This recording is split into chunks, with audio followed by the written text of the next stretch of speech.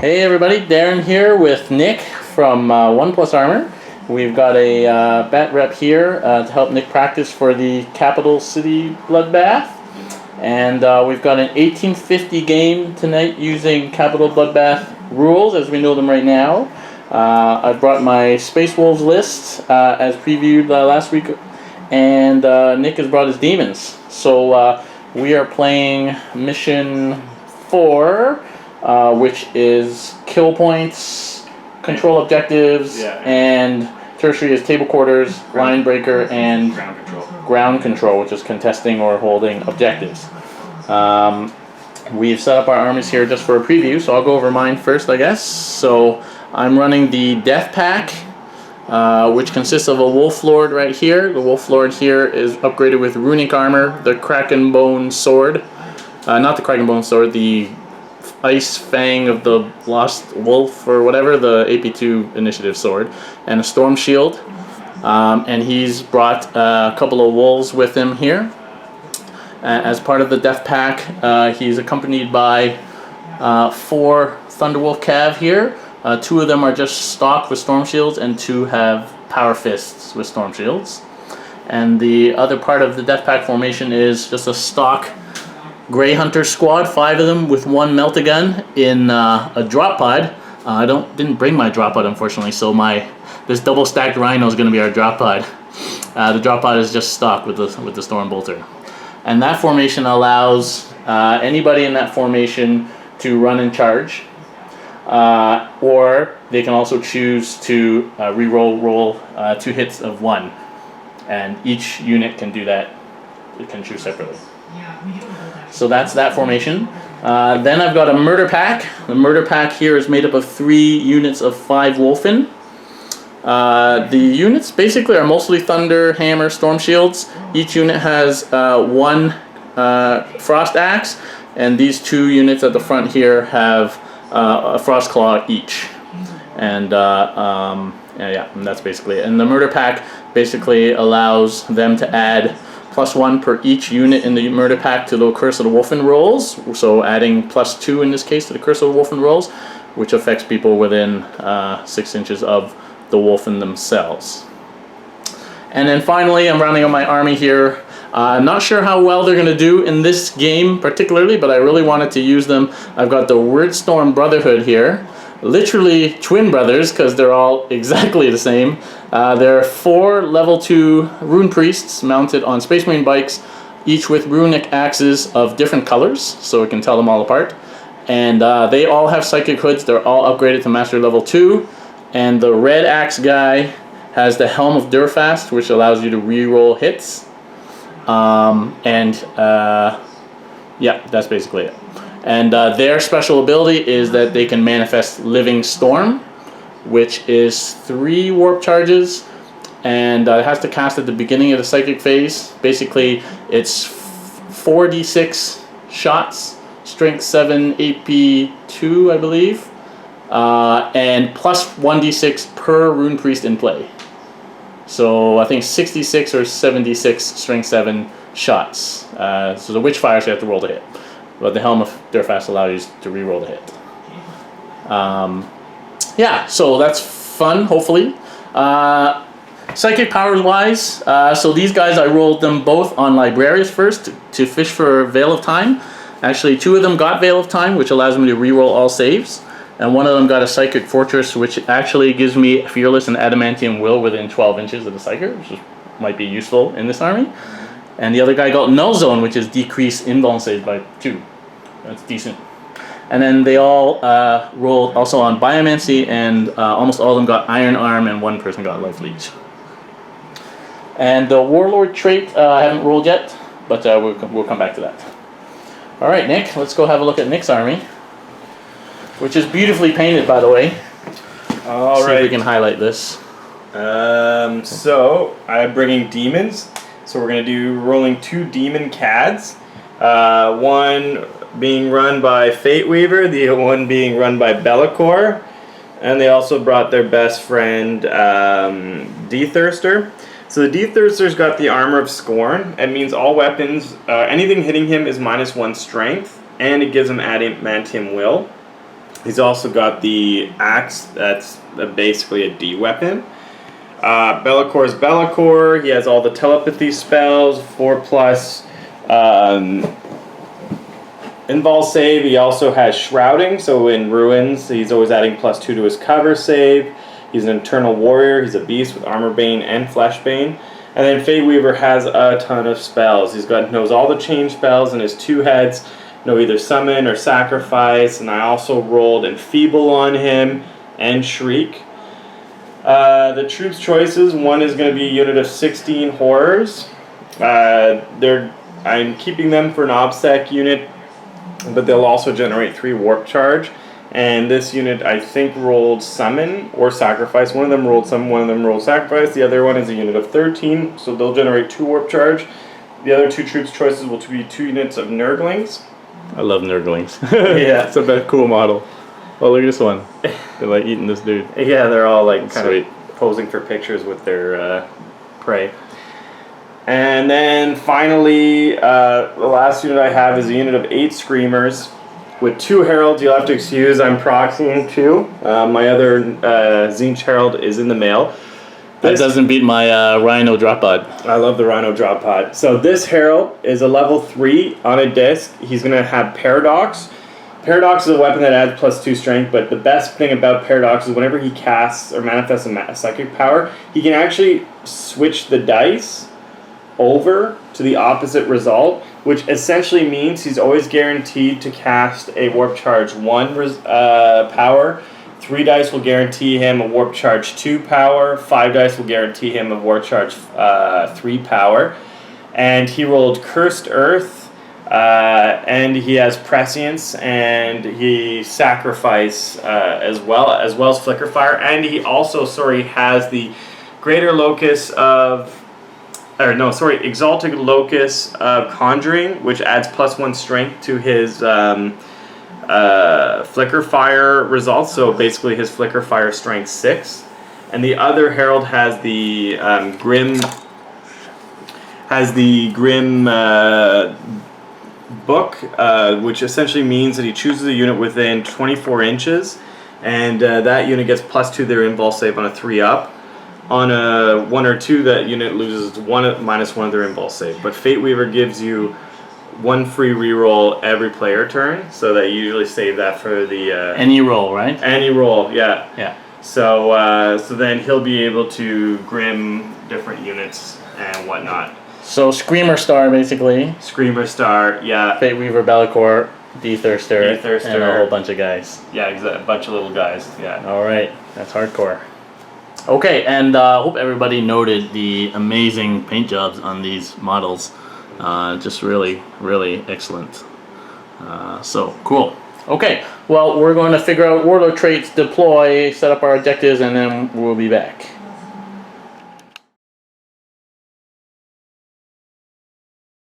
Alright, so we've placed our objectives. Here's the board. We're a bit sparse on the terrain today, but that's okay. We've got this board here with some big piece of mostly line of sight blocking terrain in the middle. We've put our objectives, one right here, and then one is right here on the other side of this building there. And Nick's just deploying, but I finished deploying. Who gets? I get to pick. You get to pick. Yeah, I get to pick who goes first. So I've deployed everybody right up to the line. I've got my Wolf Lord here has joined the Thunderwolves, and they've been joined by 2 librarians, 2 Rune Priests, sorry. And then I have one group of Wolfen here joined by a librarian, Rune Priest. I've got Rune Priest joining this group of Wolfen, and then this group of Wolfen with no Rune Priest joining them. That's my deployment. Oh yeah, and then I've got my dudes in their Rhino drop pod ready to come in. We'll come back with Nick's deployment. Alright, we're back here. Nick has deployed. So in cowardly fashion, he's deployed Fate Weaver as far as possible in this corner, right there. He's got a bunch of blue guys over here, horrors. He's infiltrated Nurglings to sit on that objective right there. He's got a line of Space Sharks here with the 2 Heralds in it, right on the back edge. He's got his Bloodthirster here, Be'lakor, and a whole bunch of horrors here. Okay, I've chosen to go first in true Space Wolf style, so we'll come back after my movement phase. See if I seize. Oh yeah, okay. Let's see. Do I want to seize? Yeah. No. No? Okay. Yep. We're back after Space Wolf's turn 1 movement phase. I boldly scattered where nobody has scattered before, right to the edge here, and my Grey Hunter fodder has gotten off. It's my only chance to take a ping at Fate Weaver before he becomes extremely unkillable, so I thought I would just do that. The drop pod is not going to secure any objectives against mostly objective secure troops, so that's what I decided to do. Otherwise, everybody's moved up. I rolled a 4 on the Wolfen table. Well, a 2 plus 2, so 4. So everybody got to move 15 for the Thunderwolves, and the Wolfen just moved their 6. And so they've all moved up here. And these guys have moved up onto this objective here, and the Rune Priestess stayed together with them. So just to be clear, the Wolf Lord squad has orange and red attached, and this front Wolfen squad has the blue guy attached, and the back one is unattached. Alright, so we're going to go in Psychic phase here, and we'll come back when we're done Psychic phase. Alright, so we're back here. In my Psychic phase, I managed, surprisingly with my 12 dice versus 20 dice, yeah. I managed to get off on the big wolf blob here. I managed to get off Psychic Fortress, which basically gives me Adamantium Will and Fearless, as well as a 4+ invuln against Witchfire powers. So that's pretty nice, especially if he's going to try and shriek people. And then I've got off Veil Time as well, which lets me reroll all saving throws. And I didn't get any other powers off, so that was that. So on to the shooting phase now. My only shooting is these guys, Rapid Fire Bolters and a Melt-A-Gun, and the Storm Bolter against Fate Weaver. So here we go. Melt-A-Gun is the white dice. Everything hitting on 3s. Uh-oh. Alright, so we've got just 1 miss. Yeah, that's Oh, 2 misses. Alright, so Melt-A-Gun wounds on 2s, everything wounds on 5s. What? Okay. Alright, so we got 1 AP2 and the rest... 4 up invul for Fatey. Oh! Reroll 1s. Oh, what the hell? Okay, so he lost 1. Takes 1 wound. Sweet. Doesn't he have to like disappear into the warp now or something? Oh, that's old news. He doesn't do that anymore. Alright, well that wasn't very successful. So what I'm going to do now is just do run moves. I got an extra 3 inches on my run moves, and then that'll be it from... well, actually, I'll probably be able to charge some people. That'd be nice. Can you Witchfire me when I'm in combat?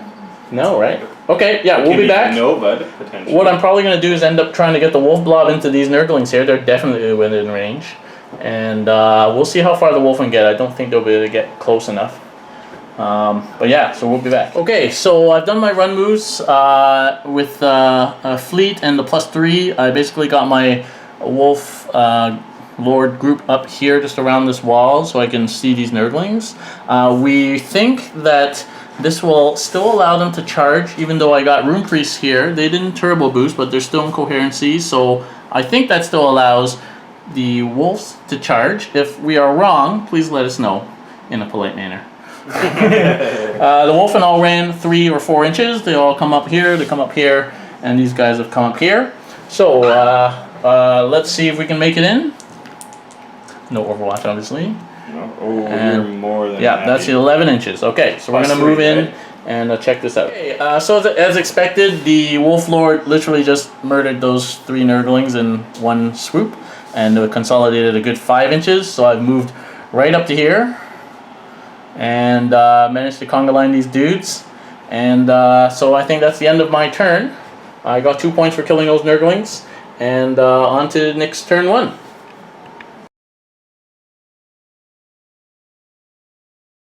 Alright, we're back after Nick's movement phase. So what have you done, Nick? Well, Favor's getting the hell out of Dodge. He's gonna try... Scared of some old bolters and melt, eh? Yeah, well, we got a team on the on that mission. He's gonna come over here. He's actually gonna try and take wounds off of your units that aren't so well protected by magicness. Yeah, let's try to whittle down the wolf, and I know they're pretty tough, and I can't deal with them in combat, at least not in this kind of a mass, so he's going to try to do the whole circle around and take care of stuff. I have the screamers over here. They're trying to get out of the wolf, and I'm essentially trying to separate Darren's armies into two and try to bite off the smaller chunks until I get to the bigger ones. They've been grimmed, so they're right now standing at a 3-up, rerolling 1 invulnerable save. The D-Thirster decided, you know what, he's not afraid of a group of wolfen, so he's on the ground, and he's alright. He's going to go for them. I'm not going to be able to charge, obviously, but if he gets charged, I'm sure he can deal with it. And then Bellicor started flying, and he's going to try to lend magic support. These guys didn't do an awful lot. They're just kind of my warp charge pool. I don't really these want guys are going to take these guys out. They're going to try, yeah. These guys are like, yo, turn around, man. Turn around, man. What the? Yeah.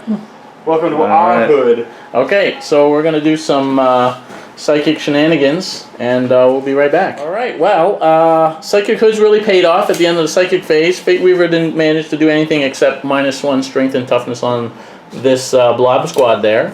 And Bellicor tried his hardest to do stuff to this group, but Psychic Hoods for the win. Those guys increased their invulnerable save to some silly number. And that was about it, I think. Yeah, that's about it. Okay, so we're on to shooting and then assaults. And we'll be right back. All right, welcome back. So we've done shooting and assault together. All we had was the Screamer Star boosting over here into this mouth-shaped formation. And then over here we had the Horrors assault into the Grey Hunters, who did a valiant job and only lost 1 and didn't do any wounds back, but stuck in there.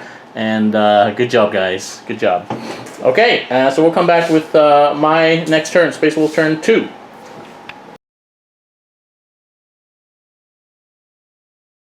Alright, welcome back, guys. This is a key part of the game here. I need to kill Fate Weaver, and he's nicely put himself right out in the open for me, although he's flying.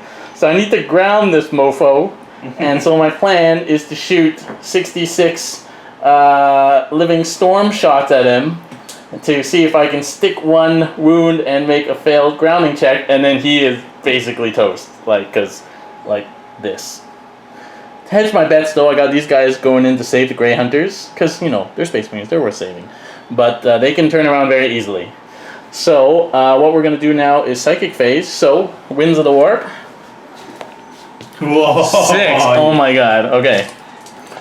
I'm at 24. 6. Okay, so I got 16 dice. Nick has 24 dice. I harness on 3s. And it's Warp Charge 3. I don't think I'll have any problems hitting Warp Charge 3. But he denies on 4s, right?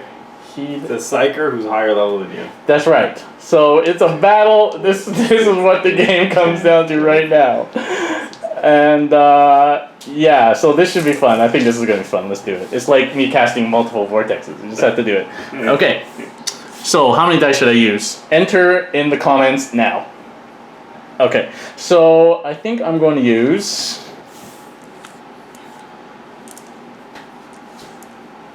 I'm probably going to peril to death, but whatever. Peril to death. We're here to play a game. I'm okay. 3, 2, 4, 6, 8. 10 dice. No problem. Alright, here we go. Harnessing on 3s? Harnessing on 3s, I need 3 warp charges. Oh, no! 1, 2. 5. With no perils. 5, okay. And I... 4s? Just grab a random amount of dice. I gotta do... all of them! Oh, wait a minute. I still got 6 dice. Yeah, so... I need 5? How many do I have in here? 16. So I should get it with 16 dice. And then I'll have 8 left. Oh, I got it. 1, 2, 3, 4, 5, 6, 7, 8, 9. Oh, yeah. Game over. Okay, game over. Fate Weaver for the win. So yes, cannot manifest twice, so Fate Weaver survives. And I managed to fail a Veil of Time on this big group, and I got denied on that group. So basically a buff, what I expected to happen in most psychic phases in this game. So we're going to go on to shooting. What I'm going to try and do is to snap shoot the bolters You know, it's not even worth doing it. No, I've had him fall out of the sky from like one bolt pistol before. All right, this guy's gonna shoot his because they got nothing else to do. That group. He's gonna snap fire. He hits. And he hits. And 5. Toughness 5. Yeah. That would have been funny. Yeah. But okay, so we're gonna do run moves, and then what's gonna happen is these guys are gonna charge into the nurglings here, and then we're gonna have the wolf in here going for the Screamer Star. You might as well. It's a game. We're gonna get tucked in there. All right. We'll be right back. All right, so this squad here wiped out these horrors. It took a while because there's so freaking many of them, but we did it in the end, and they've consolidated over there. These guys are just hanging out and waving to Fady up in the air. And this combat was kind of pointless. Basically, they managed to take a wound off one of my guys, and I could not get through 2+ rerollable, basically. Oh no, is rerollable 4+? Yeah, I think. You can't. Okay. Yeah. Okay, so that's going to be a very non-interesting combat. But anyway, there we go. I guess Bellicor will pile in, and the Thirster will pile in, and anyway. Okay, so that's the end of my turn. It's Nick's turn 2.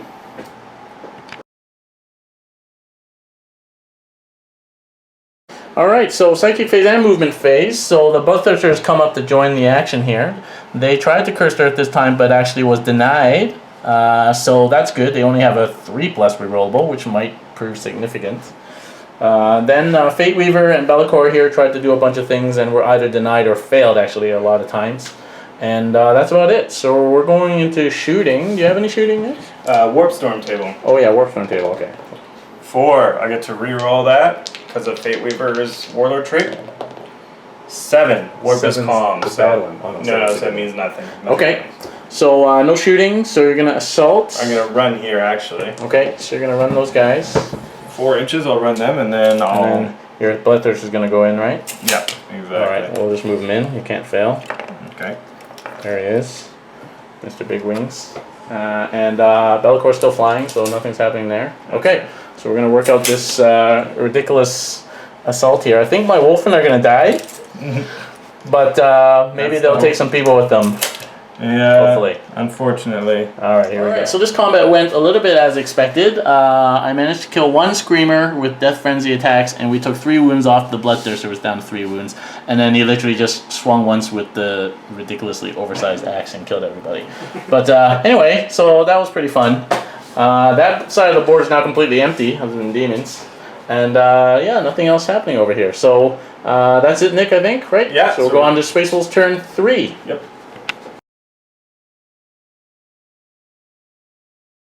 Alright, so running out of things to do, really. All my guys are over here. There's nobody to fight.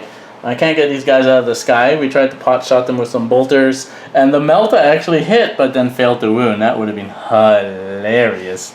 Bellicor's up there with like a 2+ cover in the middle of the air for some reason, and then these guys are just kind of poddling along. And then I have no models on that side of the board, so I guess the D-Thirst is going to come over and we're going to have some fun, but otherwise my turn was very short.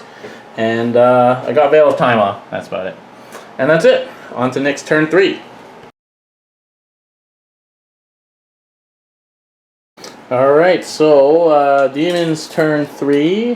Bellicor flew over here. Fate Weaver continues to tease, flying around above us.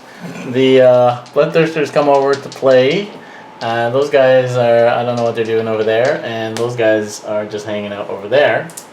And basically a bunch of psychic powers went off, and I don't think much happened actually. Nope. Oh, yeah, you psychic shrieked the valiant Grey Hunters who have died, finally. Yeah. Oh, woe is me. Okay. And so we're on to assault. I am assuming the Bloodthirster is going in. So, anything but Snake Eyes. Epic roll. Oh, yeah. Alright, he's in. So we'll resolve this and get back to you. Alright, so I lost 2 wolf in there, and my 3 hammers are still left. Didn't manage to take any off the Bloodthirster though, but we're stuck in combat there. So anyway, that combat's about to get very interesting. And then, yeah, we'll be back. To kill. Alright, so that didn't go well. We couldn't kill him. We got him down to 1 wound, and we just couldn't kill him. He killed the rest of the wolf in there, so it's just the big pack of guys left.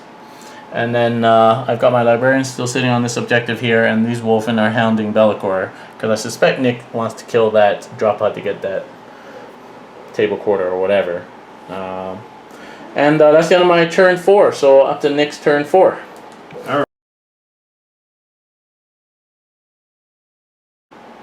Alright, so this combat at the end of Demon's turn 4, the Bloodthirster is gone, but not until after taking out my 2 dogs, Hobo and Lobo, and one of the Thunderwolf guys. So not bad.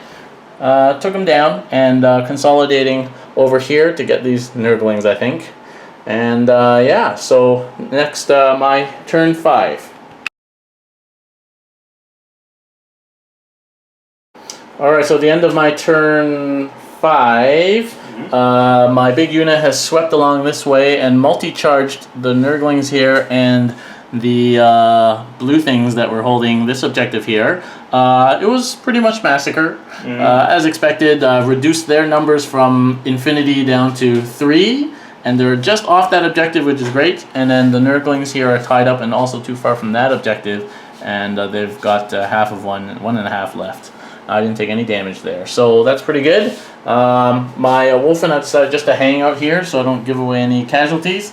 And that's it. My room priest's still hanging out here, just you know, smoking a spliff or something. And that's it. So turn 5 for Nick and the Demons. Alright, so basically we just fast forwarded for time purposes to the end of the game, which is the end of turn 6. It actually was supposed to go to 7, but we're out of time. So this combat just kind of kept this objective tied up, so that's nobody's point. And then the Wolfen here managed to completely decimate Bellicor and grab that objective. The Herald here was just summoned just to contest, but that doesn't seem to matter. I've got Linebreaker because of this double stack Rhino drop pod stylings that's been sitting there since turn 1. And it's funny because you wanted him here too. Yeah, which is hilarious, but there we go. And table core, this side is controlled by Fate Weaver here. So basically, actually, I ended up winning by like a few points. Yeah. Which is hard to believe, but yeah, that was a good game. Good game, sir. Thank you, Nick. Thank you. All right, so hope you enjoyed that battle report. Hopefully it wasn't too scattered. We'll see you next time.